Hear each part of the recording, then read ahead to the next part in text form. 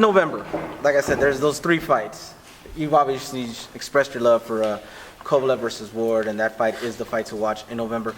What fights do you think in the year 2017 need to happen to continue to spark up interest in boxing? Right now, MMA is somewhat taking up a jump on boxing, has become more popular than boxing. What fights do you think need to happen in 2017 for fans that have probably left boxing or are on the fence with boxing to come back in and be full-time with it again? I hate to do this to you, but I hate that term, man. I love MMA, and I enjoy the sport. They're 2 different beasts. Same here, yeah. You can't compare. And with all due respect to MMA, they're light years behind us when it comes to audience. You're looking at niche. Agreed. That's what you're looking at. You're looking at niche. They're famous and popular in niche. Boxing's worldwide, and it's been around since the beginning of time. So I hate that comparison. It may be popular on one night, but not in a whole. It's not more popular. And that's not knocking MMA, because I enjoy MMA. I don't like people comparing, Floyd Mayweather will. Yes, Floyd Mayweather would kill Conor McGregor in the boxing ring.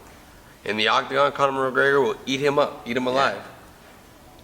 That's the obvious. Floyd's a smart guy. He's not going to fight him in the octagon. He's going to be like a fish out of water. So not you, but I'm saying don't compare MMA and boxing.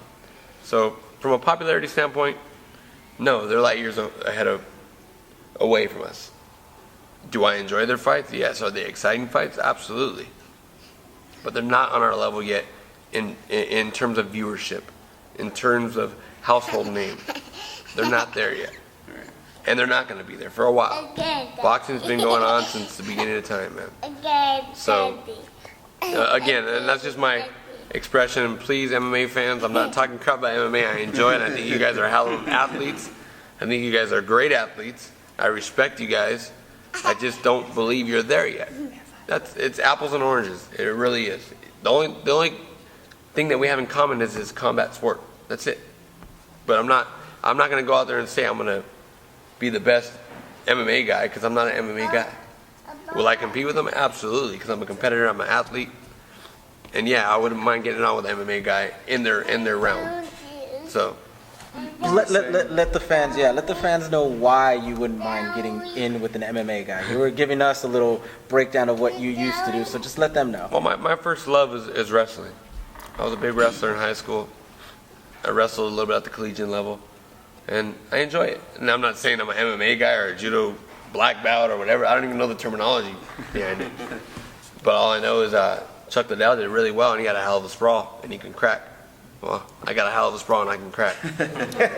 So I like my odds in there. I'm not saying if a guy gets me on the ground that I'm not going to be able to protect. I'll be able to protect myself. It may be raw and crude, but that's me. You'll do better than James Toney did. Well, James Toney, with all due respect to James Toney, he didn't have his balance anymore. So of course, as a matter of fact, that was the easiest $100 I've ever made.